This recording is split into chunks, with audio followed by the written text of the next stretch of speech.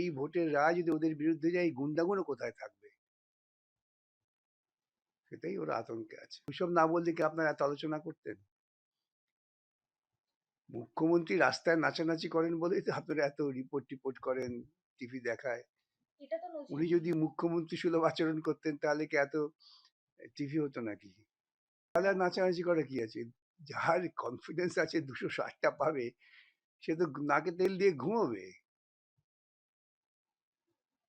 260টা না শুধু 60টা? কি বলেছে ভালো করে শুনুন। আমি যদি জানি 260টা পাবো, আমি তো নাকে তেল দিয়ে ঘুমোবো।